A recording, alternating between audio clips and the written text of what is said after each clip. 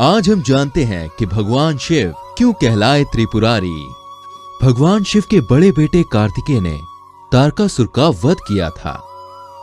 उसके बाद उस असुर के 3 बेटे कमलाक्ष, तारकाक्ष और विद्युन्माली ने ब्रह्मा जी के पास अमरत्व का वरदान मांगा था। ये वरदान देने के लिए जब ब्रह्मा जी ने मना किया, तब उन्होंने ये दूसरा वरदान मांगा था कि ब्रह्मा जी उन तीनों की सुरक्षा के लिए 3 पुर का निर्माण करें और उनका विनाश तभी मुमकिन हो जब वे अभिजीत नक्षत्र में और एक ही पंक्ति में हो और कोई बाढ़ के एक ही प्रहार से उसका विनाश करे। ब्रह्मा जी ने 3 रजत, स्वर्ण और लौह पुरों का निर्माण किया था। तब से वे 3 त्रिपुरासुर कहलाए। वरदान मिलने के बाद तीनों देवताओं और मनुष्यों पर जुल्म ढाने लगे। देवताओं को भी कई बार उन तीनों ने परास्त किया था। समस्या की गंभीरता देखते हुए त्रिदेव विष्णु लोक में इकट्ठे हुए।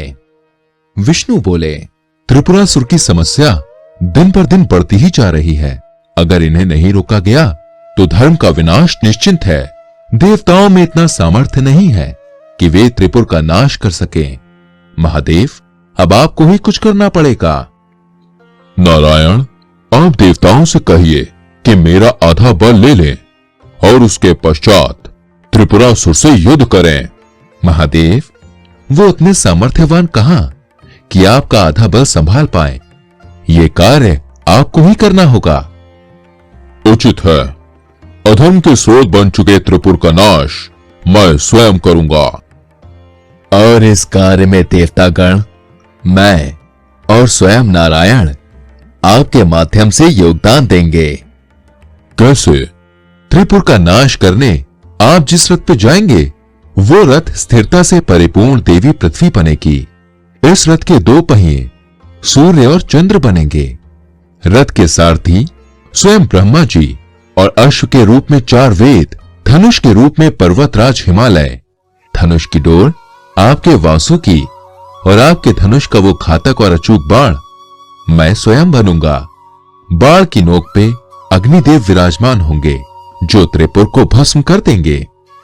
आपका प्रस्ताव मुझे मंजूर है और मुझे खुशी हुई कि आप सभी स्वेच्छा से इस अभियान में मेरे साथ जुड़ेंगे। ये अभियान मानव के हित के लिए होगा। असुरों ने आज तक अपनी एकता के बलबूते धर्म का विनाश करने का प्रयत्न किया है, तो अब हम सभी देवता अपनी एकता का प्रदर्शन करके धर्म की स्थापना करेंगे। जैसे ही भगवान विष्णु ने कहा था, वैसे ही रथ का निर्माण हुआ, जिसके सारथी ब्रह्मा जी थे।